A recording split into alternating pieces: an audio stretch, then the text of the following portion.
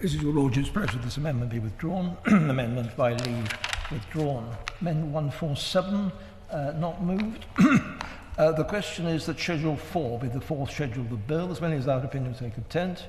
Contrary not content, the contents have it.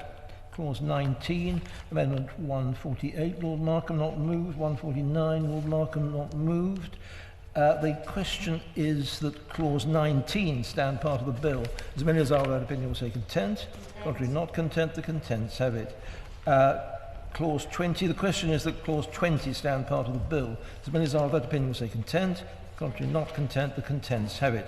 In Schedule 5, Amendment 150, Baroness Taylor not moved. 151, Lord Bassam not moved. 152, Baroness Taylor not moved.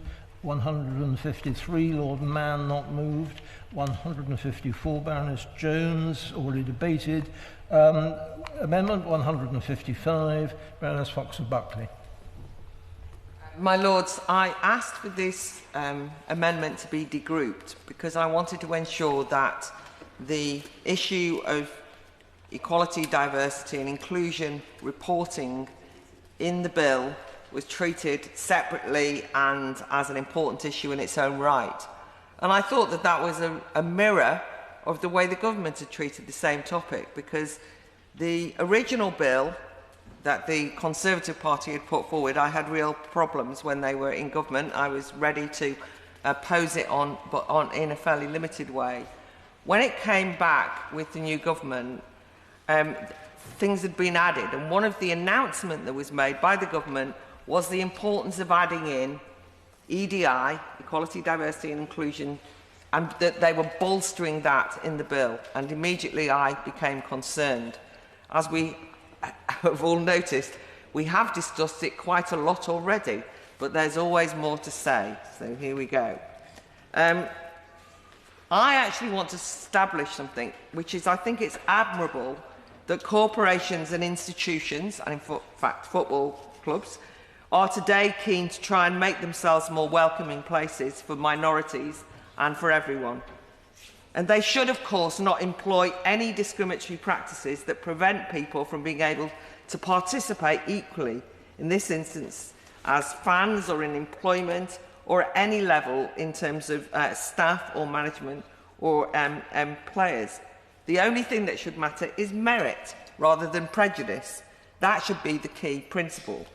So to be clear, my objection to the regulatory requirement for EDI reporting being added to the original bill is not because EDI is some righteous vehicle for fairness in football governance, but rather because EDI is a bureaucratic process, I'd even say a bit of virtue signalling racket, that is expensive, ineffective, often counterproductive, and opens the door to political interference by the state in football, something which a number of us are worried about. On effectiveness, just a reminder that the Post Office won awards for their diversity and inclusion policies. The Post Office also had a modern slavery statement and a carbon reduction plan, and a very worthy statement of corporate social responsibility. All the while, senior management at that same Post Office allowed its own sub-postmasters to be treated in the most inhumane, unfair and possibly unlawful manner. So you can tick all the good governance boxes in the world. You can have award-winning EDI schemes on the books. It does not equate to good governance. But to be less cynical, most employers mean well when they decide to implement EDI measures, but they can be so desperate to be seen to be doing the right thing that they rush into initiatives that don't work even on their own terms. Research by the Chartered Institute of Personnel and Development, CIPD, has found a worrying number of business leaders who say they didn't do any research before launching their EDI schemes. On that research, actually, could I urge the Minister to look at the Government Commission report of the Inclusion at Work panel. It was convened by Kemi Badenoch when she was Equalities Minister and Business Secretary, but in case this allows anyone to dismiss the report as being some kind of Tory biased report. Actually, the panel was comprised of a range of private and public sector experts and was advised on by a renowned Harvard University professor, and really is just research. The report concludes that EDI practices are often polarising and counterproductive and can even be unlawful. For example, in pursuit of a more diverse workforce, overzealous employers have used so-called positive discrimination, even though it's illegal under the Equalities Act 2010. And I am worried that this is the kind of thing that's going to happen in football. A reminder of the case that I mentioned very briefly an earlier group, of the case of the Royal Air Force, who in 2022 overlooked eminently qualified white applicants hoping to meet its diversity targets for female and ethnic minority recruits. Then this was found to be unlawful, and those candidates who were passed over received financial compensation.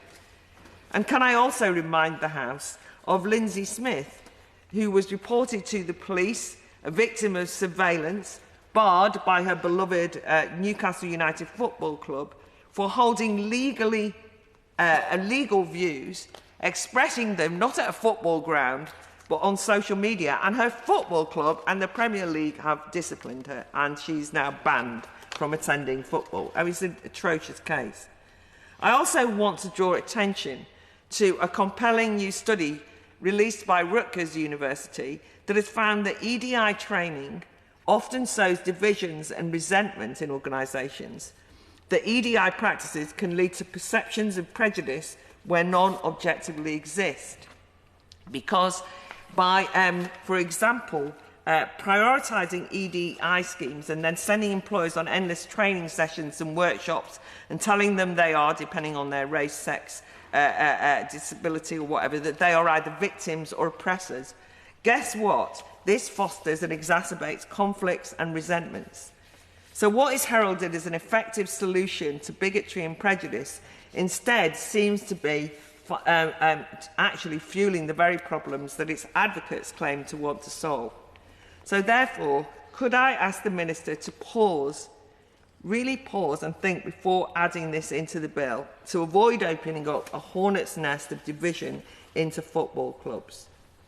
Now, I'm not, of course, surprised, or perhaps, sorry, after all I've said, we should not be surprised to discover that actually things are moving pretty quick and that we could be behind the scenes here. Because in America, actually, US corporates and organisations are now realising that what they call DEI, rather than EDI, is actually causing real problems, and that they are starting to realise that they should get out of it. So Richard Lowry, who's the editor-in-chief of the National Review, recently wrote that one of the most important events in America this year, outside of the presidential election, was the intellectual collapse of what was described as the DEI fad. The Wall Street Journal and various other American newspapers have noted some of this. So Walmart, America's largest private employer, has just the latest company to abandon EDI and has announced from November the 25th that it's rolling back a slew of initiatives related to DEI, including winding down programmes that provide assistance to suppliers that are 51% owned by women, minorities, veterans or members of the LGBTQ+ community, phasing out the phrase DEI in its corporate messaging, and it says it will no longer give priority treatment to suppliers based on race or gender diversity. Boeing, the aircraft manufacturer, has dismantled its global diversity, equality and inclusion department as it oversees a broad revamping of the company's workforce, and it's now emphasising that it's going to hire on merit while truly caring for people, regardless of arbitrary one-dimensional identity or affinity group labels. They say that's the way to go. That was reported in the City Journal. And making the point, this isn't just me going on about EDI, this is like major corporates across the world who've tried this stuff and said, oh, it's been a disaster. You can also look at Harley-Davidson, car maker Ford, the farming goods company Tractor Today, they are all rejecting EDI goals, targets, report writing, quotas and so on. And we've also seen consumer boycotts that have forced brands such as Bud Light and Target to retreat from EDI-inspired marketing campaigns. So that seems to me to indicate that maybe a pause is required. The other thing is that, can we now come back? I now want to come back to football.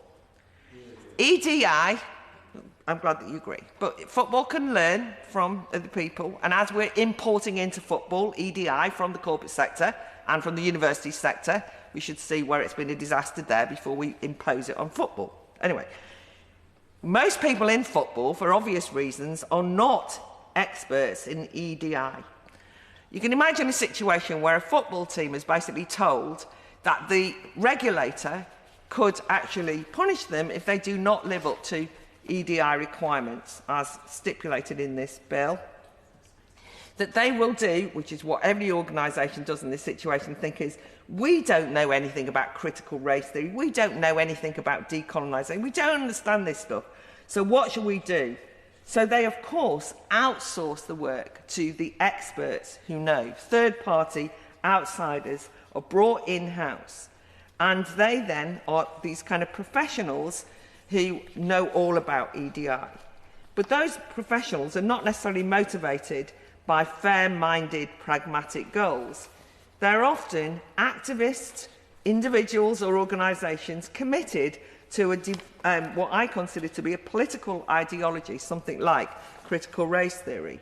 So just look at how the diversity industry has wrought havoc at all levels of the public sector in this country. Universities, museums, the civil service, this is a real source of contention. It doesn't matter what side you're on, it actually is causing divisions. So what began as an attempt to remove barriers to historically disadvantaged groups has grown into a thriving grievance industry. And we actually have seen that one of the slogans of EDI is to bring your true self to work, your authentic self to work. My attitude is, leave it at home. The only thing you should bring to work is your professional self. And I actually commend the Secretary of State for Health, Wes Streeting, for making the point that your political views, if you were, for example, a hospital doctor, should stay at the door of the hospital. We're not interested in your true, authentic self. But of course, all the people who are coming in saying, I have to express my true, authentic self as a doctor and tell you everything I've ever thought about Israel and Gaza, right? That's out of EDI. That's where it came from. And your own Secretary of Health has rather courageously pointed out that is something that should be discouraged, if not disciplined. So this is I think that this part of the bill will oblige clubs to employ expensive pen pushers with a particular expertise, which is writing reports, all because of the mandatory inclusion reports, and these reports won't write themselves. We heard earlier on the noble Lord Maud, who's not in his place, talking about the kind of challenges of writing complicated business plans, and you've got to get all the lawyers in, and you've got to get... Well, let me tell you, in order to write an EDI inclusion report, you also have to learn a new language. It's a completely different world. So they will be paying people to write this stuff. So that means that, and it doesn't come cheap, that cash-strapped clubs facing financial straits, something we're keen to do something about, are now going to have to find the money to pay all these EDI directors.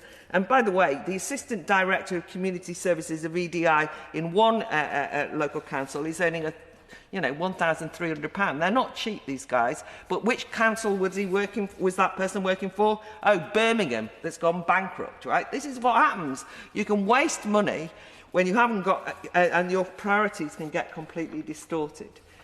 I do understand that, by the way, many football clubs have big EDI departments. The Premier League, like so many big, well-endowed organisations and corporations, have huge EDI sections very often. It is a growing industry. I just disapprove of that, but, that's up to them. I just don't want it to be regulated on. But for smaller clubs, legally requiring that they publish their inclusion strategy, explaining how their strategic plans will fulfil the EDI requirement, annual equality reports and so on, it just seems to me to be taking their eye off what should be important. It inevitably steers organisations away from their actual purpose, and that is winning games. Diversity training cannot become as important as football training. Encouraging clubs to demonstrate their EDI credentials, I think, could be an indulgent and dangerous distraction from what they should do and what they can do best. Just final PSs. One group that certainly faces more discrimination in this country than any other, in all the data that is ever shared on looked at this, are white working class males. They are always at the bottom of the pile of all of the groups that are looked at. And the one thing that football clubs in this country does well is include white working class males. So actually, pat yourself on the back if you're a football club as far as I'm concerned. But of course, in EDI speak, those white working class males are not people who are being brilliantly included into local community football without anyone having a policy on it, but they're considered to be inherently privileged. In fact, under EDI CRT rules, that white working class football club is more privileged than a multi-millionaire black footballer who plays with the club. It's a ludicrous inversion. I just will finish with one final type of cognitive dissonance. I don't think that we can sit here and discuss equality and fairness and inclusion and not talk about one thing that is very important, which is the fact that football at the moment is not inclusive for women and girls in some instances because of the issue of the controversy around the reality of biological sex. I think that's the fact that in a 6-foot trans-identifying male who identifies as female can end up playing in a women's team and showering in a woman's changing room, jeopardising the safety and privacy of women, female footballers, and it makes the competition, female game, totally unfair. I mentioned the last time I spoke in another group, the Judy Murray interview in the Herald. I just want to quote that to finish. I'm all for inclusivity in sport, but we've always had categories for a reason, and the most obvious categories are men and women. You coach girls and boys very differently. They're physically different. When children reach puberty, the boys begin to pull away from the girls hugely because they obviously become bigger, stronger and faster. Those who were born male should only compete in male categories. I want to ask the Minister, does she agree? Because what is a woman question seems to me to be an obvious signifier of fairness in sport. And if all we've got is EDI box ticking and we can't be fair to women in sport, what are we doing here in the first place?